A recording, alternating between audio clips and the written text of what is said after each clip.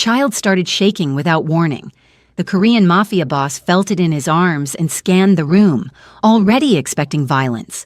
But there was no gun, no shouting, just his daughter lifting her head and locking eyes with a black waitress halfway across the private dining hall. She reached out, fingers trembling. "Mama!" The word hit like a fault line cracking open. A glass shattered, chairs scraped back. Guards moved instantly. The waitress froze, heart pounding as the child fought out of her father's hold and ran straight toward her, clinging like she had found something stolen. The boss stood slowly. Because children don't say words like that by accident. Welcome to Afro K-Drama Stories, besties. Please like, share, and subscribe. The first sound Kang Seo-rin made shattered the room before anyone could stop it. The private dining hall had been designed for control. Thick walls, muted light, power cushioned by money and restraint.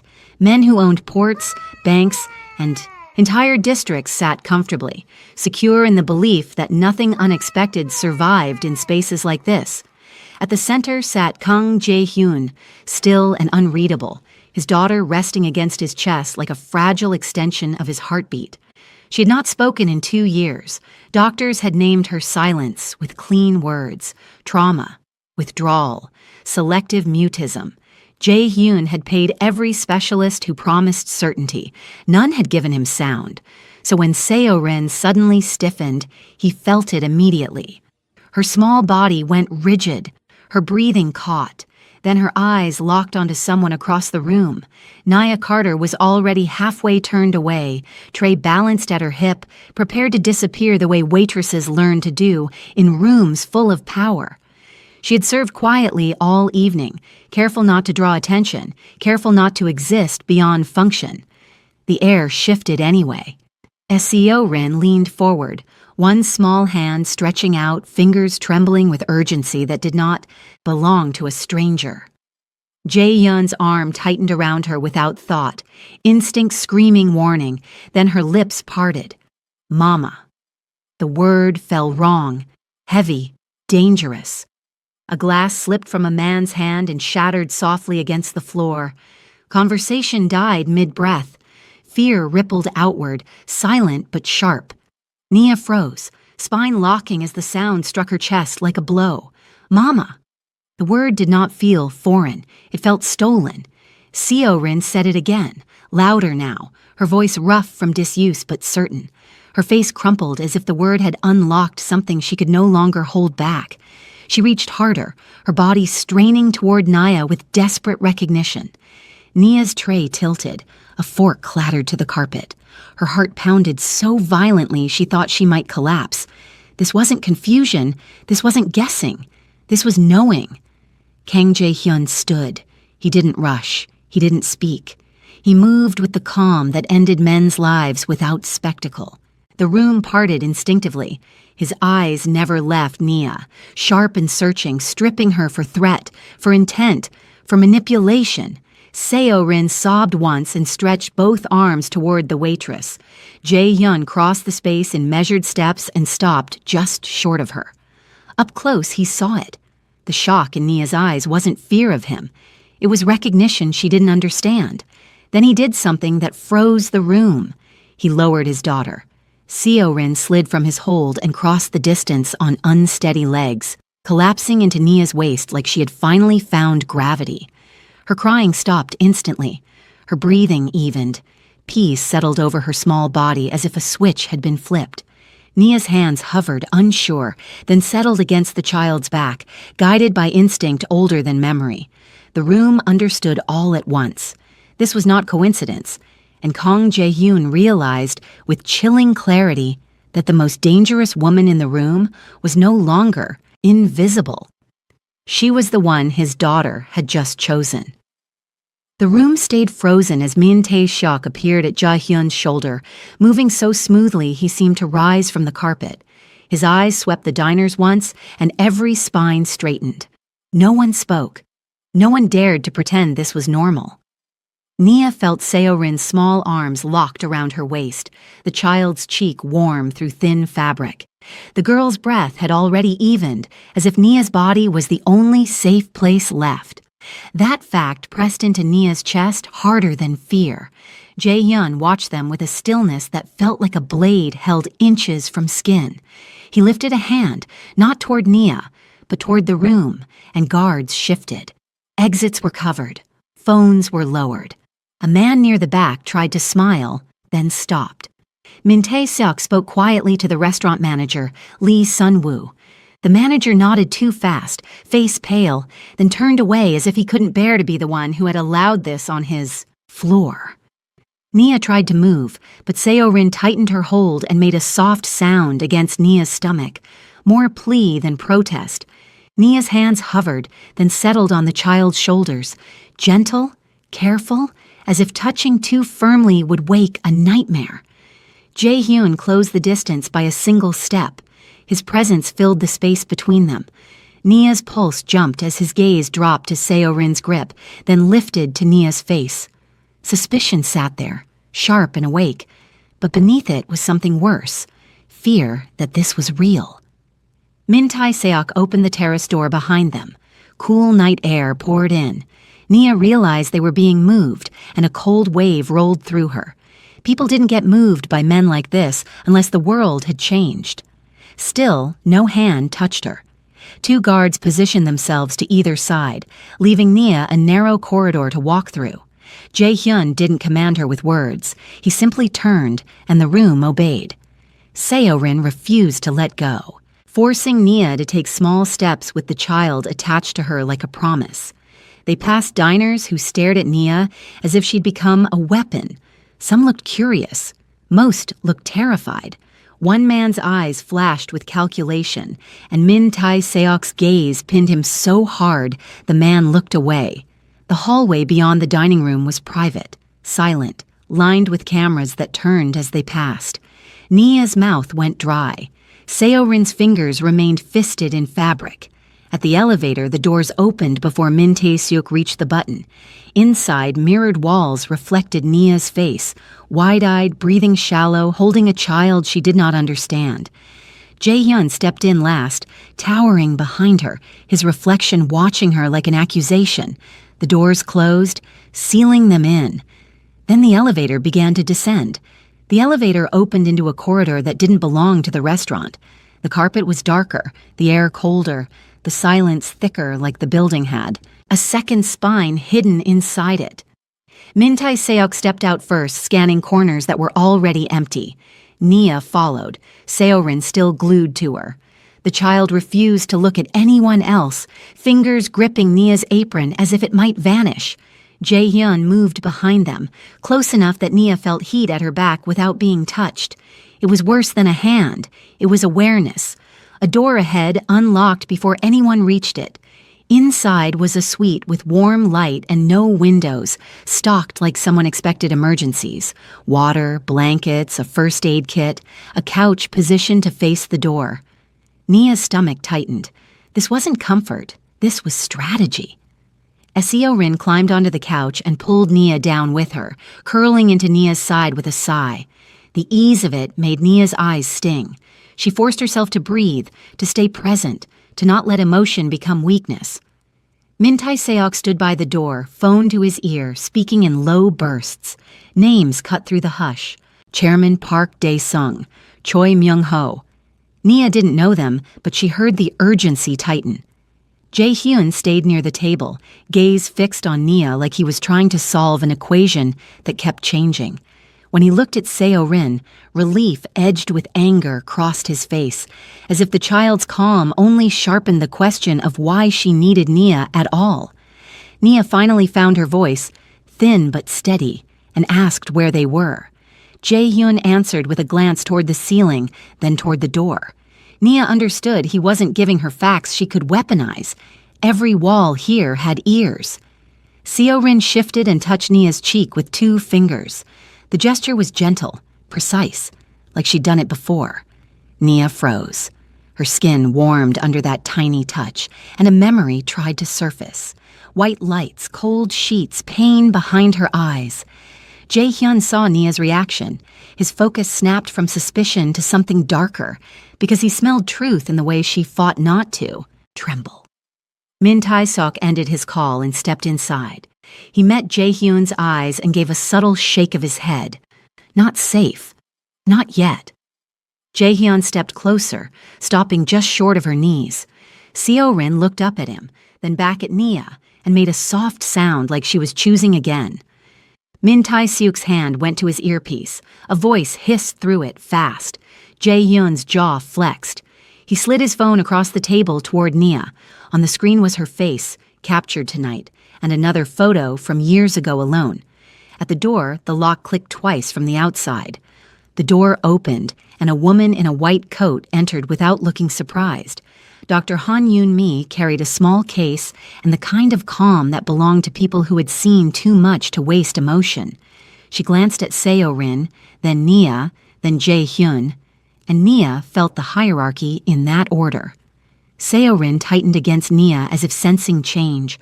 Nia stroked the child's hair automatically, a gesture that felt natural enough to scare her. Jae-hyun watched Nia's hand move, eyes tracking every touch like it might be a trick. Dr. Han set the case on the table and opened it. A pulse oximeter, antiseptic wipes, a thin file. She checked Seo-rin's temperature, listened to her breathing, then looked at Nia's face more closely than anyone had yet. Nia forced herself to keep still. Min Tae-seok stood at the door, arms folded, blocking the only exit. Jae-hyun remained near the table, posture relaxed in a way that made it worse, like he could wait forever for the truth to bleed out. Dr. Han spoke quietly to Jae-hyun, and he answered with a short nod. Then her attention returned to Nia. Questions began, careful and sharp. Where had she worked before this restaurant? How long had she been in Busan? Did she know Park Dae-sung? Had she ever visited a clinic called Myeongsong? Had she ever signed anything she didn't read? Nia's throat tightened. She answered anyway. She told them she'd arrived 3 years ago for work. She named past jobs. She denied knowing Park Dae-sung, but the name left a cold residue in her mind, like a shadow she'd seen once and forgotten. She admitted she'd been to a clinic years ago for what she'd been told was routine. She couldn't remember the name. She remembered the smell of disinfectant and the way her consent had been rushed. Jae-hyun's gaze sharpened. The air tightened. Seo-rin pressed her forehead into Nia's ribs, a quiet claim.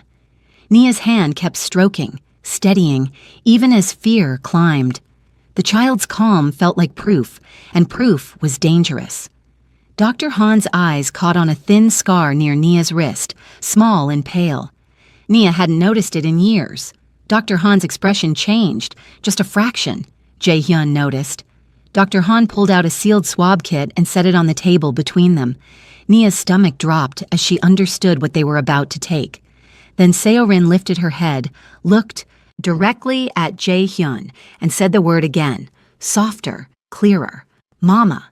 Jae-hyun's control slipped, visible as a flinch. Dr. Han's file slid open, and a single old photograph fell onto the table. Nia saw herself in hospital scrubs, wrist-banded, eyes swollen, and Seo-rin as a newborn in someone else's arms. Dr. Han Yoon-mi didn't rush the swab kit toward Nia. She left it on the table like a choice that had already been made, then slid the photograph back into the file as if it burned. The room stayed silent, but the silence had changed. It wasn't suspicion anymore. It was pursuit. Min Tae-seok's phone buzzed twice. He stepped out to answer, then returned with his jaw tight and his eyes hard. A new name hung in the air when he leaned close to Jae-hyun, Choi Myung-ho, clinic director, still in Busan, still breathing, for now. Jae-hyun's gaze returned to Nia, not accusing, measuring. He watched her face for recognition, for collapse, for any sign the photograph had unlocked memory. Nia's breath came shallow. She couldn't look away from the file.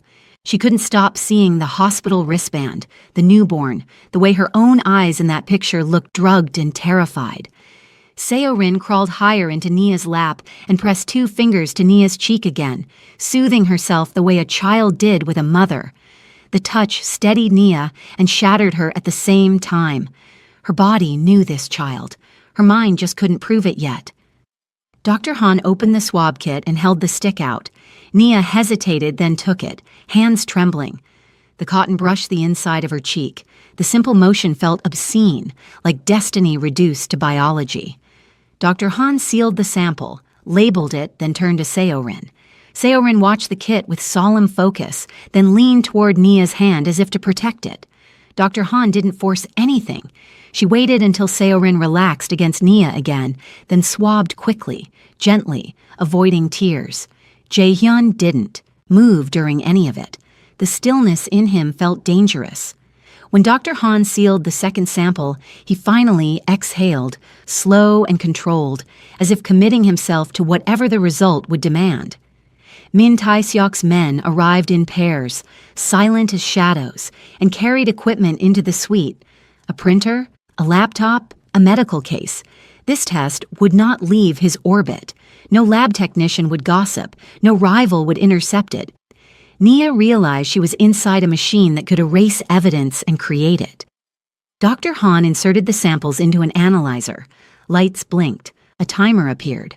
40 minutes. In that span, Jae-hyun's empire could tilt.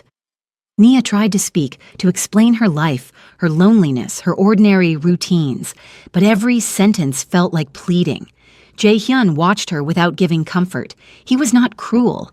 He was careful, and care from a man like him had teeth. Outside the door, a faint scuffle sounded, then stopped. Min Tae-seok checked his earpiece, eyes narrowing. Someone had tried to get close. Jae-hyun's attention snapped to the hallway, then back to Nia, and in that instant, she understood the new rule. Until the test proved otherwise, she was either his daughter's miracle or his enemy's weapon. The machine beeped once, and the screen began to load. The timer crawled, each minute tightening the air until it felt like the room had shrunk around Nia's lungs. Seorin slept again, cheek against Nia's chest, one small fist tangled in Nia's shirt as if letting go might erase her. Nia kept breathing shallowly, afraid any movement would break the fragile calm holding the child together.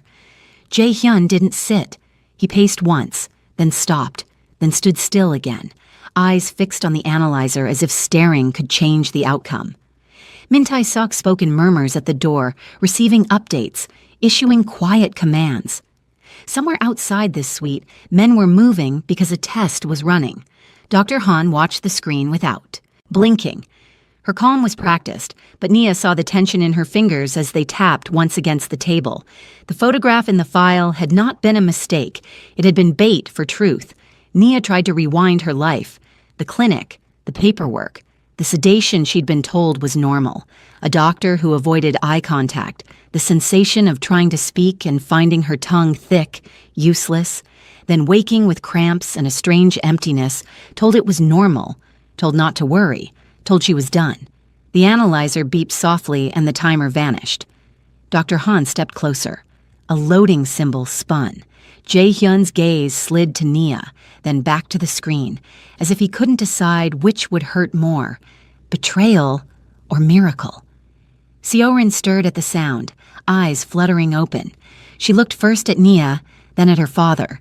Something in her face tightened, like she sensed the cliff edge beneath them. She reached up and touched Nia's lips with 2 fingers, gentle and pleading then, lowered her hand and waited. Nia's throat burned. She wanted to promise safety. She had no authority in this world.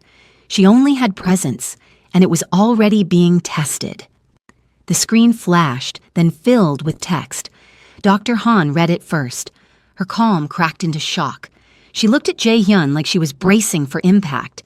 Jae-hyun stepped forward anyway, faster than he had moved all night. He caught the printed sheet as it slid from the machine and scanned it once. His face went empty. Not calm. Empty. Like a door slamming shut.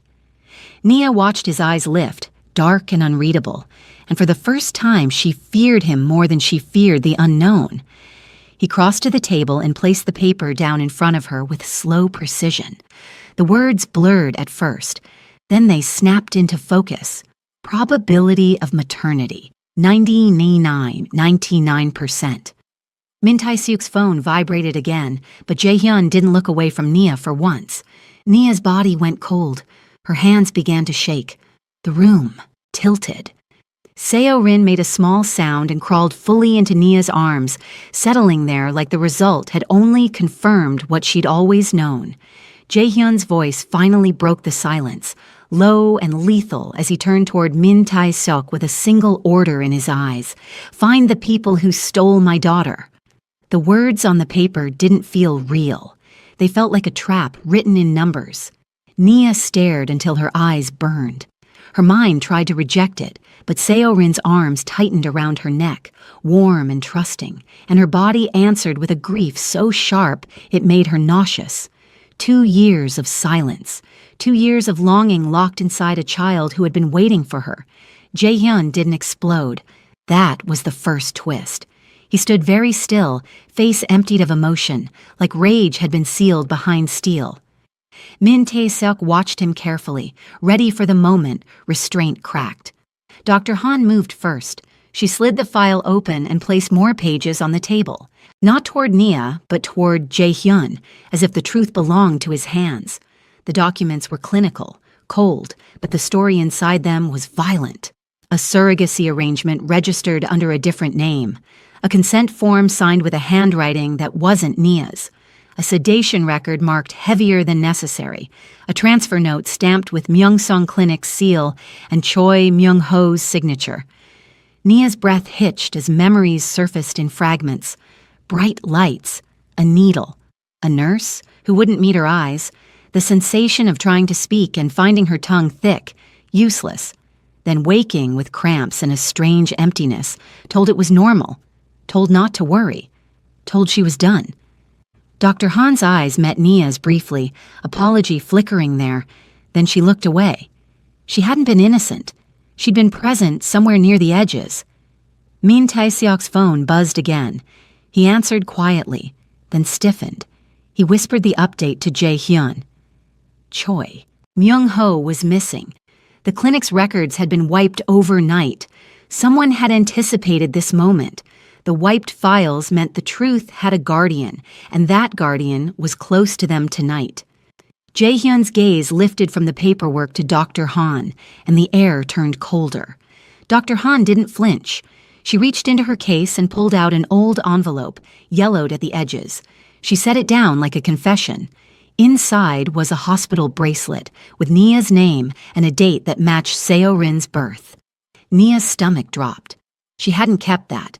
She'd never been allowed to keep anything. Dr. Han revealed the final cut. The surrogacy client wasn't Jae-hyun's late wife. It traced back to Chairman Park Dae-sung's foundation. Jae-hyun's control finally shifted. Not rage yet. Something worse. Understanding. Seo-rin lifted her head and looked at her father, then at Nia, and made a small, frightened sound, sensing the danger changing shape again. Min. Tae-seok's earpiece hissed. A new message, urgent. Park Dae-sung's men were already moving toward the building. Jae-hyun didn't look at Min Tae-seok.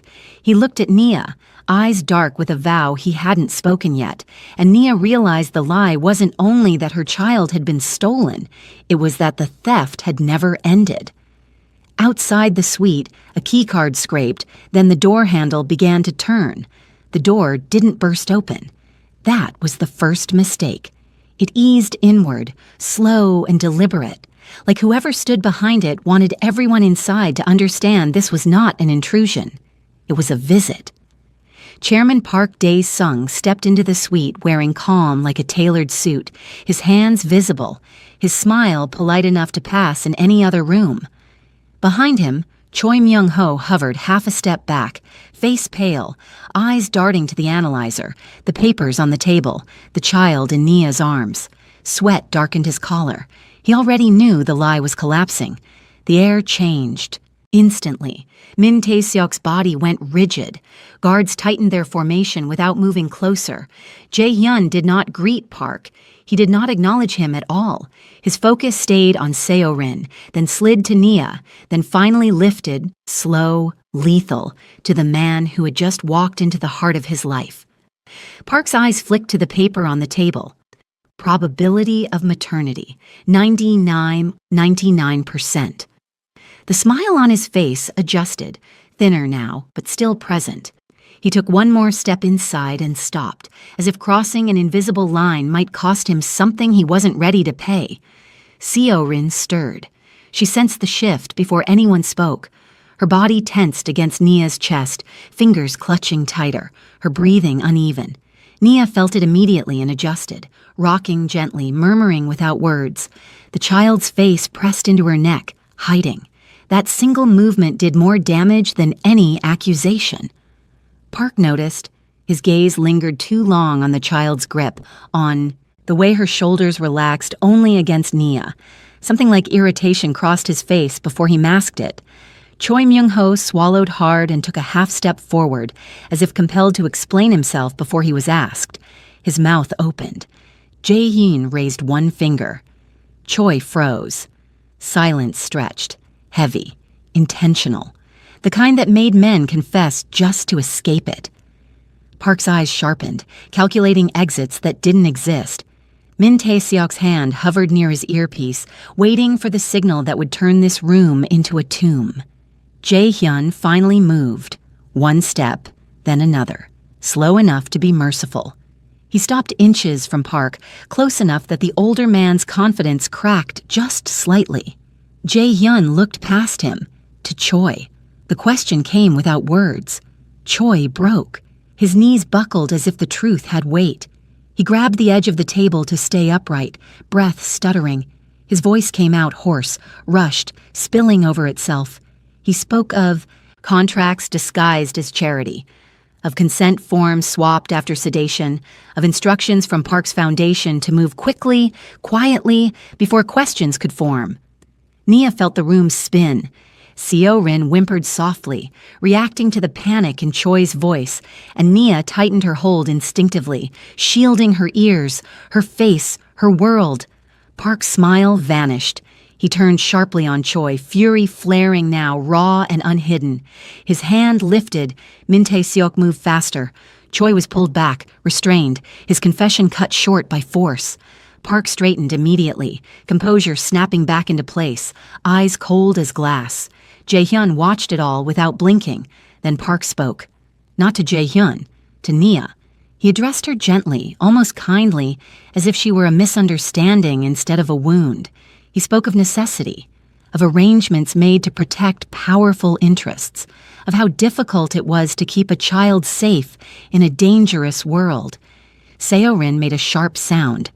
She lifted her head and looked directly at Park for the first time. Fear flickered across her face, then anger. She buried herself deeper into Nia's arms, clinging as if choosing sides with her entire body. The room understood. Park saw it too. That was the moment his confidence truly faltered, because leverage had just slipped through his fingers. Min Tae-seok's earpiece hissed again. Multiple vehicles, Park's men, too close. Jae-hyun finally turned his head toward Min Tae-seok and gave the smallest nod. Evacuation protocol. Then he looked at Nia, not with suspicion, with decision. And Nia realized, with a cold clarity that cut through everything else, that the war hadn't started when Seo-rin spoke. It started when powerful men realized the child had already chosen her mother.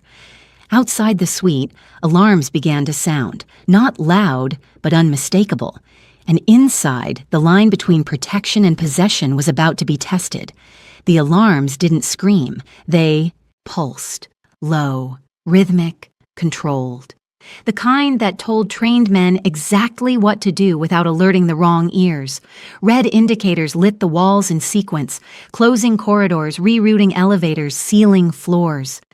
Park Dae-sung's eyes flicked upward, then back to Jae-hyun. Too late. Min Tae-seok was already moving. Orders traveled faster than sound through his earpiece. Guards shifted, not toward Park, but away from him, forming a living barrier around Nia and Seo-rin. That choice landed like a verdict. Park took a slow breath, recalibrating. "You're making this bigger than it needs to be," he said calmly, his voice aimed again at Nia, softening, persuasive. "That child is safest with structure, with resources, with men who understand the world she's inheriting." Seo-rin flinched at the sound of his voice. Her fingers dug into Nia's shoulder, nails biting through fabric. She shook her head once, violently, and pressed her face into Nia's neck. A wordless refusal.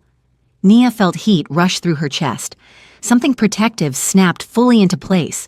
She adjusted her hold, angling her body away from Park without thinking. Jae-hyun noticed. That was the second mistake Park made. Jae-hyun stepped forward, finally placing himself fully between Park and them. The movement was subtle, but the message was not. You do not look at them again. Park's jaw tightened. You think you can erase what's already been built? He asked, his calm thinning. That foundation feeds cities, keeps men in line. You dismantle it and chaos follows. Jae-hyun didn't respond. Min Tae-seok did. He lifted his phone and turned the screen outward. Live footage. A convoy stopped mid-bridge. Men pulled from vehicles. Weapons confiscated. Another feed switched. Choi Myung-ho, restrained, face gray, being escorted through a service corridor. Park's breath caught. Still, he smiled. Barely. You'll need proof, he said. Public proof. Courts. Time. Seo-rin stirred again. She lifted her head slowly, eyes wet but sharp, and looked past her father's shoulder, straight at Park. Her lips trembled. The room held its breath. No, she said. One word. Clear. Loud enough. Park went very still. Seo-rin didn't stop. Her small hand tightened in Nia's shirt as if drawing strength from her. No, she repeated louder this time. Mama. The word echoed. It wasn't just a choice. It was a declaration. Nia felt it ripple through her body, grounding her, steadying her. She didn't cry. She didn't look away. She held her daughter and let the world rearrange itself around that truth. Park's control fractured completely. You don't understand, he began, anger bleeding through now. Jae-hyun raised his hand. Everything stopped. He turned his head slightly toward Min Tae-seok. End it. Min Tae-seok nodded once. The guards moved. Park was escorted back, his protests swallowed by the hum of closing doors. He didn't scream. He didn't threaten. He knew better. When the suite finally fell quiet again, the silence felt different. Not tense. Decisive. Jae-hyun turned to Nia slowly, his expression stripped of calculation for the first time that night. He looked at Seo-rin, how calm she was now, how securely she fit against Naya's body, then back to Nia herself. You don't belong in this, his eyes said, but his actions already had. Outside, the building settled, vehicles rerouted, power shifted. Inside, Nia realized the stakes had reset again. The truth was no longer whether Seo-rin was hers. The truth was whether the world would let her keep her. And judging by the way Jae-hyun was looking at her now, protective, conflicted, resolved, she understood something else just as dangerous. He wasn't deciding whether to protect them anymore. He was deciding how far he was willing to go. And once a man like Kang Jae-hyun made that decision, there was no going back. Morning arrived without peace. Light crept through sheer curtains in a penthouse Nia had never seen before, painting the room in soft gold that didn't match the tension sitting in her chest. She hadn't slept. She'd drifted, woken, drifted again, every sound setting her nerves on edge. This place was quiet in the way dangerous places often were, too controlled to be safe. Seo-rin slept beside her. That alone felt unreal. The child was sprawled across the wide bed, one arm thrown over Nia's stomach, one leg tangled with hers, breathing deep and steady. No nightmares, no flinching, no silent screaming in the dark the way Dr. Han had described. For the first time in 2 years, Seo-rin slept like a child who believed she would wake up protected. Nia didn't move. She lay there staring at the ceiling, afraid that even shifting her weight might break whatever spell had settled over them. Her body ached from holding herself rigid all night, but she welcomed the pain. It grounded her, reminded her this wasn't a dream. A soft sound came from the doorway. Nia turned her head slowly. Kang Jae-hyun stood just inside the room, jacket gone, sleeves rolled to his forearms. He hadn't crossed the threshold. He hadn't spoken. He watched them the way a man watched something he didn't know how to keep without destroying. Seorin stirred. Her eyes opened, unfocused at first, then sharpened when she saw him. She didn't tense. She didn't pull away from Nia. Instead, she lifted her head slightly and looked between them, measuring. Then she did something that shifted the air. She patted the space beside Nia, an invitation. Jae-hyun's jaw tightened. For a fraction of a second, he looked like a man about to refuse something he wanted too much. Then he moved, slow and careful, sitting on the edge of the bed like he was afraid of cracking glass. Seorin scooted closer to Nia, then reached out and placed her small hand on her father's wrist, connecting them physically for the first time since the night before. Her fingers curled there, decisive. Nia felt it like a current. She didn't look at Jae-hyun. She focused on the child, on the warmth pressed into her side, on the simple rhythm of breathing together. If she looked at him, she wasn't sure she'd stay steady. Jae-hyun watched Seorin's face change. The child was alert, present, curious. Her eyes moved more freely, her expression animated in small ways he hadn't seen since before the silence. She made a soft sound, not a word, but close, then shifted closer to Nia again, satisfied. Relief hit him hard. It didn't soften him, it sharpened him. By mid-morning, the penthouse was no longer quiet. Min Tae-sak moved in and out, reports delivered in fragments. Chairman Park's foundation accounts frozen. Choi Myung-ho in custody. 2 rival groups testing borders already, sensing weakness, sensing opportunity. The city was adjusting. Nia felt it, without seeing it. The way guards treated her differently. The way doors opened before she reached them. The way staff avoided her eyes not out of disrespect, but fear of misreading her importance. She hated that part. Seorin didn't. The child followed her everywhere, small hand always finding hers, choosing her again and again with quiet certainty. She spoke more sounds as the day went on, not full sentences, pieces, breath-shaped attempts, each one landed like a promise. By evening, Nia understood the truth no one had said aloud yet. She wasn't a guest. She wasn't being protected temporarily. She was becoming a fixed point in Kang Jae-hyun's world, and worlds like his didn't shift without blood being paid somewhere else. As night settled over the city again, Seorin fell asleep in Nia's arms on the couch, refusing to be moved. Jae-hyun watched them from across the room, phone dark in his hand. A new message waited, another threat forming, and this time, it wasn't aimed at his empire. It was aimed at the woman his daughter had chosen. If this moment shook you, like and subscribe, because what comes next changes everything. The city began whispering before it ever spoke aloud. By the end of the week, Nia felt it everywhere. In the way cars slowed when she crossed a street she hadn't known was watched. In the way shop owners bowed too deeply when she entered, eyes flicking behind her as if measuring invisible protection. In the way conversations paused just a beat too long when she passed. Busan was adjusting. She learned quickly that nothing in this world moved by accident. Kang Jae-hyun hadn't announced her presence. He hadn't needed to. The shift had come through consequences. A loan forgiven here, a permit delayed there, one quiet arrest that traveled through the underworld faster than any headline. People didn't ask who she was. They asked who she belonged to. That part unsettled her. Seorin didn't notice the city. She noticed Nia. The child followed her from room to room, hand always brushing fabric, grounding herself through touch. She spoke more now, small sounds at first, then single words, food, light. No. And most often, Mama. Each time it happened, the room stilled.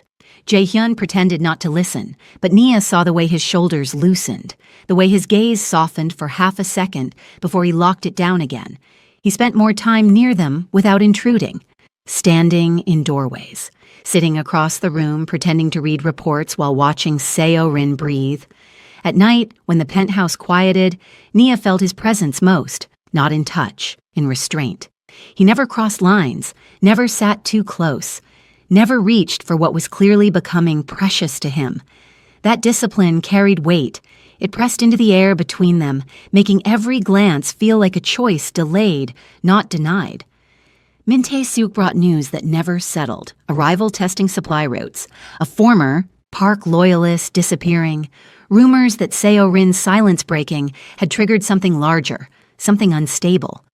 Nia listened, learning when to be quiet, when to ask. She learned how to read tension in a man who rarely showed it. She learned that Kang Jae-hyun didn't raise his voice when angry. He narrowed the world instead. By the 7th day, Seo-rin refused to sleep without Nia in the room. When staff tried to move her, the child panicked so hard she lost her breath. Jae-hyun watched it happen once. He waved everyone away. That night, Nia slept on the couch, with Seo-rin curled against her chest. Jae-hyun stayed in the chair across from them until dawn, unmoving. The city had adjusted. The family was still forming. And somewhere beyond the glass and guards, someone noticed the shift and decided to test it. Desire didn't announce itself.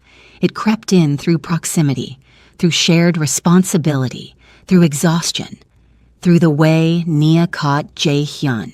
Watching her with something like hunger he refused to name, through the way she felt heat rise when he stood too close, when his sleeve brushed hers by accident and neither of them moved away fast enough.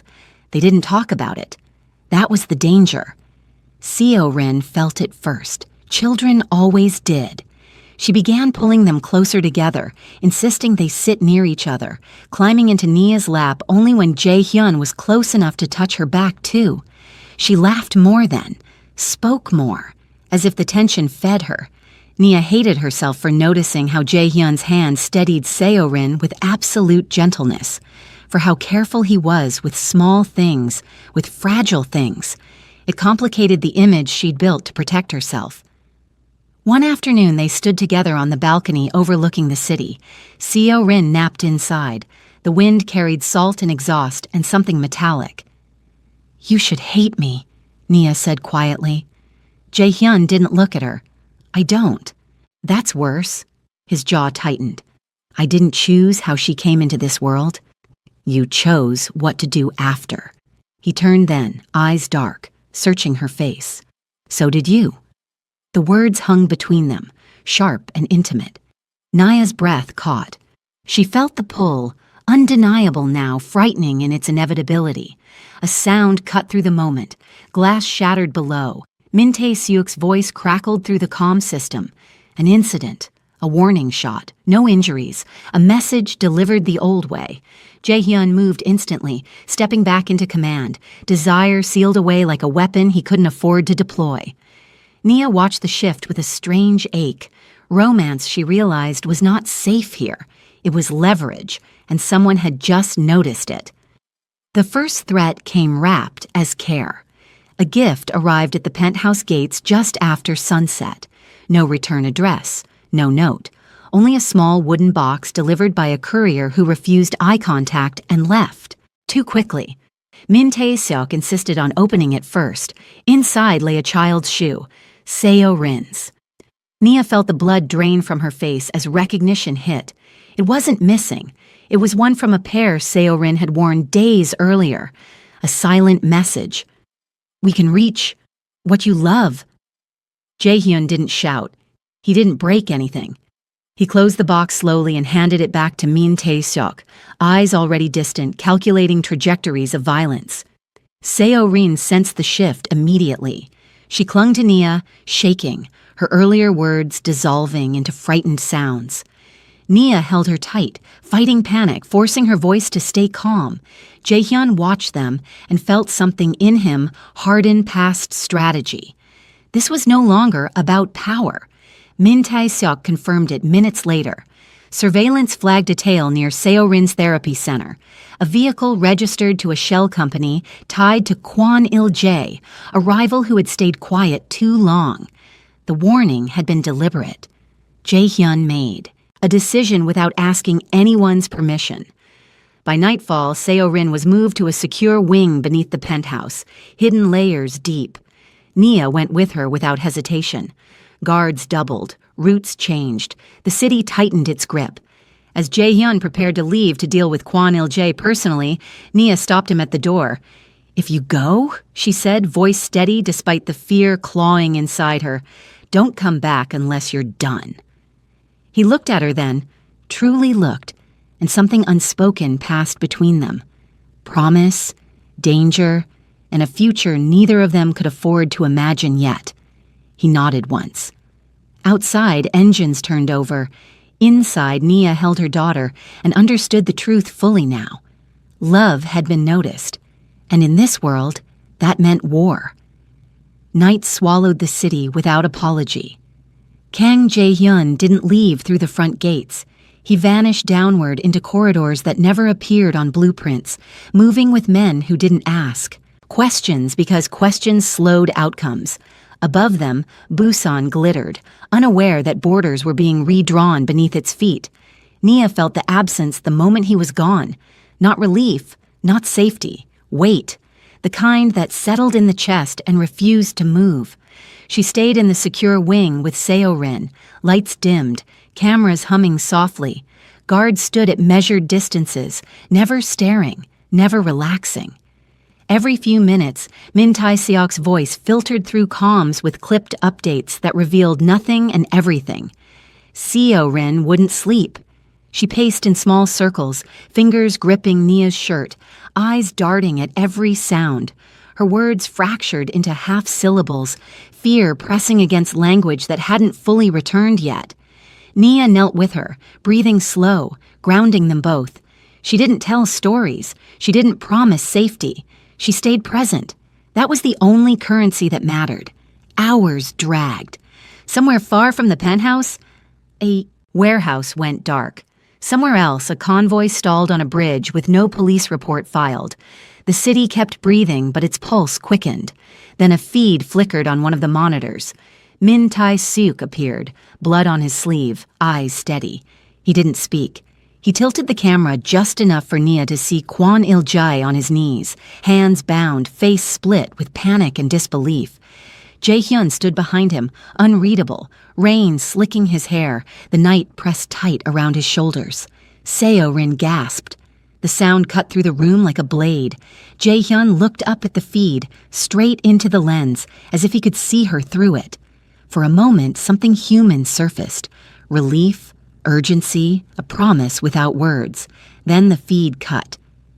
Min Tae-seok's voice returned, calm, contained, the threat neutralized, secondary cells being addressed, no immediate danger.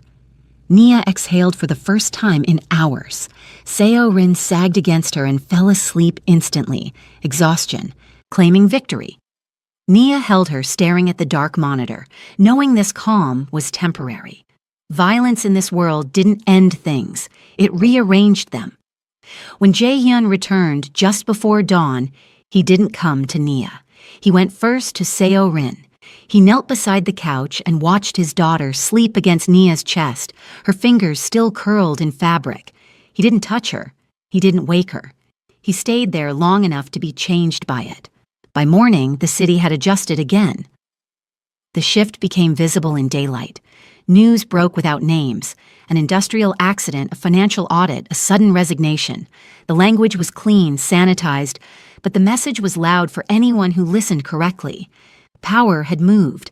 Nia felt it when she stepped outside for the first time in days. People noticed her openly now, not curiosity, not desire, calculation. Doors opened before she reached them. Conversations paused, phones lowered. She wasn't just protected. She was being accounted for. She hated how quickly that realization hardened her spine. Seo-rin thrived in the strange new normal. Therapy sessions resumed in controlled spaces. She spoke more words each day, voice strengthening, confidence growing as if safety itself fed language. She laughed once, bright, sudden, and the sound echoed longer than it should have. Jae-hyun heard it from down the hall and stopped walking. Nia caught him there, paused mid-stride, expression caught between wonder and fear. For the first time, she understood his restraint wasn't indifference. It was terror of wanting. They began orbiting each other closer, not touching, not retreating. Shared glances that lingered half a second too long. Moments where their hands brushed, and neither apologized. Seorin noticed everything and orchestrated proximity with quiet determination. One evening, the power flickered. Not off, just enough. Min Tae-seok's voice snapped through comms. A breach attempt. Minor. Controlled. A test. Jae-hyun moved instantly, but Nia stepped into his path. No, she said steady. Not her. He hesitated. The pause was costly. Nia understood then what he feared most wasn't losing control. It was choosing wrong. She reached for his wrist. Brief. Deliberate. The contact sent a shock through both of them. She didn't plead. She didn't argue. She held his gaze and let him see the truth she had accepted. I'm staying, she said, whatever this becomes. That was the moment the balance tipped. The next threat arrived quietly. No box, no message. A name surfaced on Min Tae-seok's screen that hadn't been seen in years. A financier who specialized in disappearances. Someone who didn't touch children but funded men who did. Jae-hyun read the report and closed the tablet slowly. This wasn't leverage. This was escalation. He ordered a citywide lock without announcing it. Routes shifted, schedules changed, meetings canceled. Busan tightened like a fist. Rivals felt it and went still, waiting to see who would bleed first. Naya felt the pressure too. She packed a bag without being asked. Not to leave, to be ready. The act surprised her, then steadied her. Choice mattered. She wasn't trapped. She was committed. That night she found Jae-hyun on the balcony, city lights fractured across the glass. He didn't turn when she approached. He didn't need to. I won't pretend this ends clean, he said. I won't pretend I need clean, she replied. The wind carried the words away, but the decision stayed. Inside, Seorin slept with one hand wrapped around Nia's finger, the other clutching a small, stuffed animal someone had delivered anonymously. Nia didn't ask who sent it. She already knew. Jae-hyun watched his daughter through the glass and made a promise that had nothing to do with power. Anyone who came for them now wouldn't be warned. They would be erased. And, in the quiet after that decision, with danger coiling just out of sight, Nia understood the final truth forming beneath everything else. This wasn't a rescue. It was a choosing. And once chosen, there would be no safe way back. The city stopped pretending. By the following night, Busan felt tighter, quieter, like everyone had agreed to hold their breath at the same time. Traffic thinned without explanation. Clubs closed early. Men who never checked exits started doing it twice. Power was shifting again, and this time it wasn't subtle. Jae-hyun didn't come home. That absence carried weight. Nia felt it in the way Min Tae-seok avoided meeting her eyes, in the way guards doubled silently, in the way Seorin woke crying from dreams she couldn't explain, clutching Nia's shirt like it was the only thing anchoring her to the world. Nia stayed calm on the outside. Inside, she was counting minutes. A message finally came through just after midnight. Not words, coordinates, then silence again. Nia stared at the screen until Min Tae-seok gently took the phone from her hand and told her to stay where she was. That was when she decided she wouldn't. She didn't announce it. She didn't argue. She waited until Seorin fell asleep again, slipped shoes on quietly, and moved with purpose she didn't know she had until it surfaced. 2 guards tried to stop her. She didn't fight them. She looked at them. I'm her mother, she said simply, and he's not facing this without knowing we're safe. Min Tae-seok arrived in time to hear it. He studied her for a long second, then turned and signaled the car. The warehouse sat near the port, lights flickering, rain streaking rusted metal. Inside, the air smelled like oil and blood. Jae-hyun stood at the center of it all, jacket off, sleeves rolled, expression carved from restraint. He looked up when Nia entered. That was the mistake. For the first time since this began, his control cracked. He crossed the space to her in 3 strides, hands stopping inches from her shoulders like he was afraid to touch her and break something fragile. Anger, relief, fear, all of it collided in his eyes. She didn't flinch. You don't get to disappear, she said quietly. Not from us. Something settled then. Not peace. Resolve. Behind them, a man screamed as information was extracted the old way. Names, routes, timelines. Proof that the threat hadn't been one rival, but a network that had been waiting years for leverage like Seorin. Jae-hyun turned back to the room. The war was no longer defensive. Morning broke ugly. The cleanup was efficient, but the consequences were loud. Bodies didn't surface. Accounts collapsed. Entire factions went silent overnight. The city recalibrated in real time, trying to understand who had crossed an invisible line and vanished. Nia watched the news with Seorin curled against her, unaware of how close her name had come to becoming a weapon. Jae-hyun moved through the penthouse like a man preparing for a storm he intended to walk through. There was no pretense now. Nia was briefed. Routes, safe houses, fallback plans. Not as a bystander, as family. Every detail sharpened the truth she had already accepted. This life would never be gentle. She chose it anyway. That choice changed him. The way he looked at her shifted from protection to partnership. He asked before deciding. He waited for her nod before moving Seorin. It was subtle, but everyone noticed. Authority redistributed itself. Rivals noticed too. A public attempt followed. A car running a red light too cleanly, a sniper testing distance from a rooftop that no longer existed 10 seconds later. Jae-hyun responded without restraint, making examples where warnings had failed. Blood was drawn publicly. The message landed. By nightfall, Nia stood beside him on the balcony as the city burned with quiet consequence. He didn't reach for her. He didn't need to. "You can still walk away," he said. She shook her head. "You already know I won't." He nodded once, accepting the truth like a vow. Inside, Seorin slept peacefully for the first time since the box had arrived. The final strike came without drama. No chase, no chaos, just doors opening and closing in the right order. Men arrested who thought they were untouchable. Files leaked at exactly the wrong moment. A foundation dissolved under scrutiny it couldn't outrun. Jae-hyun dismantled the threat the way he built power. Quietly. Completely. When it was done, there was nothing left to fight. The silence afterward was heavier than the war. Nia felt it when the guards relaxed for the first time. When Min Tae-seok exhaled and allowed himself a tired smile. When Seorin laughed freely, voice strong now, filling rooms that once held only fear. Jae-hyun stood before the city and did something unexpected. He claimed them openly, not with speeches, with presence. With Nia at his side at events where she was meant to remain invisible. With Seorin's hand in his as cameras watched and recalibrated their understanding of power. The message was unmistakable. Touch them, and the cost would be everything.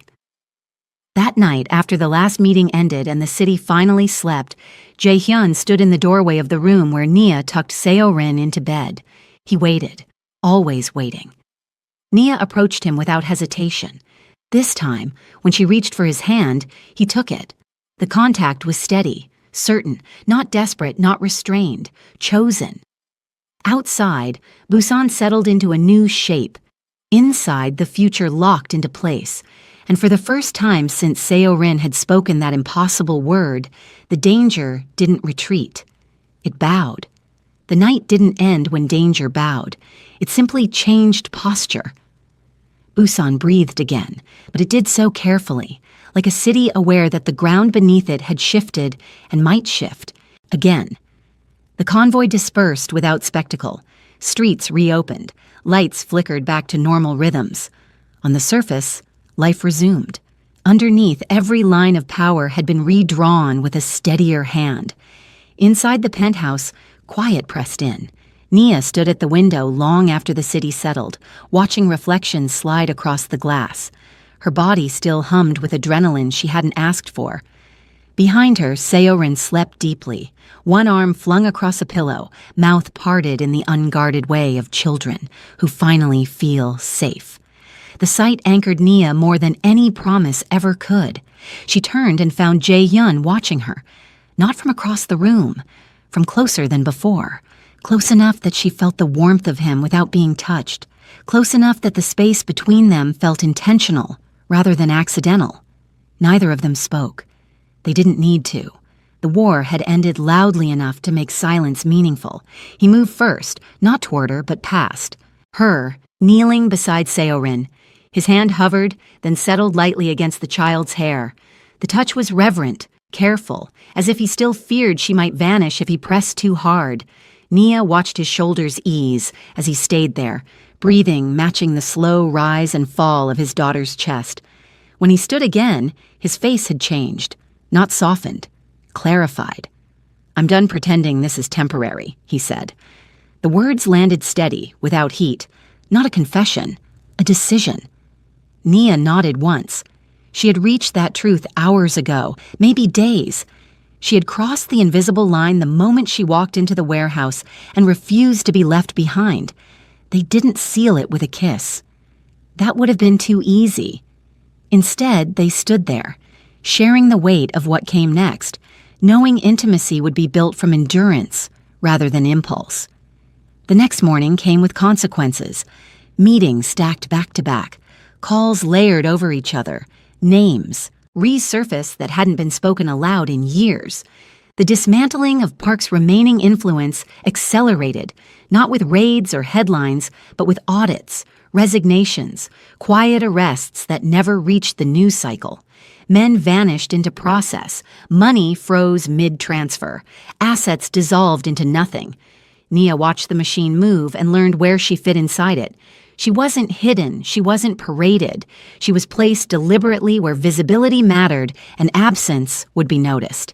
At charity boardrooms, at school meetings, at dinners where silence spoke louder than threats. Jae-hyun didn't introduce her with titles. He didn't need to. He stood beside her. Seo-rin thrived in the shift.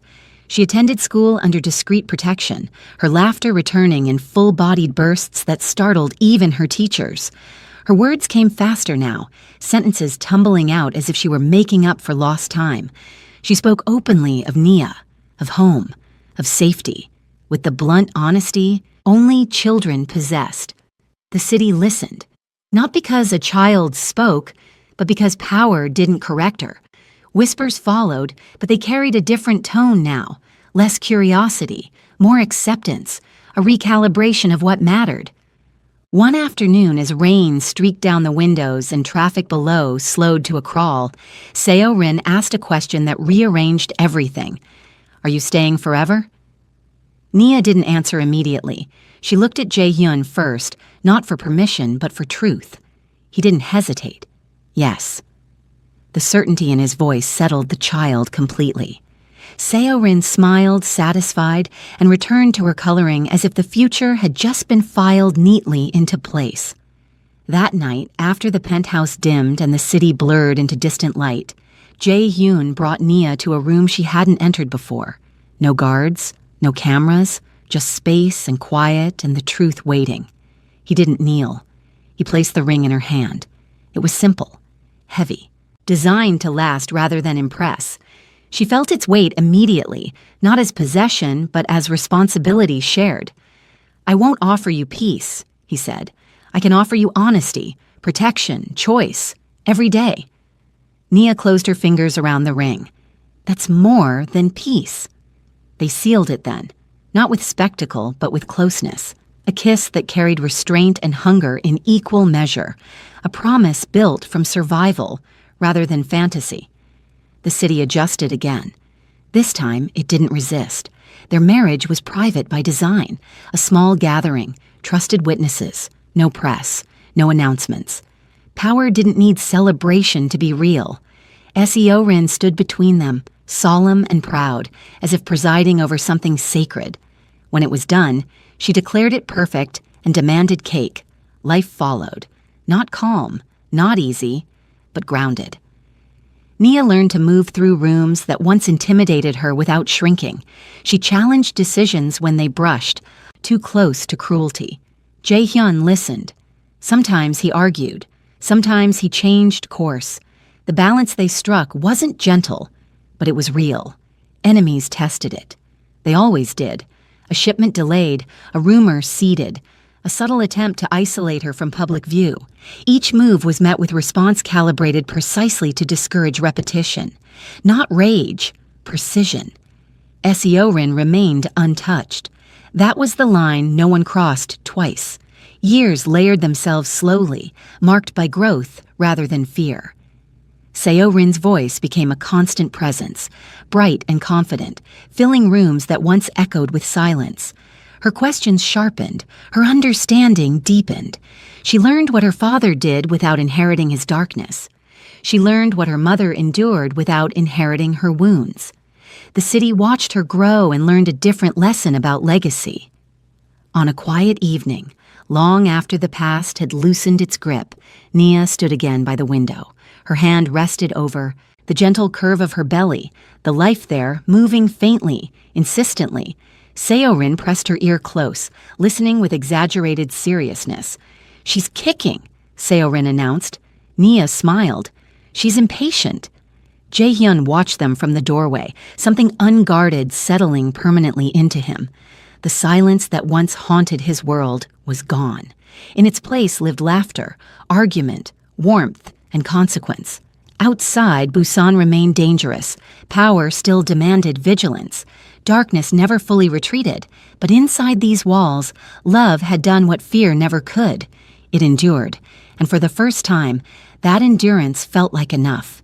If this story held you even for a moment, don't let it end here. Stories like this survive because people choose them.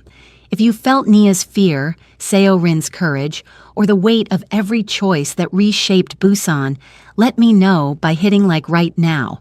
It tells the algorithm this kind of storytelling matters.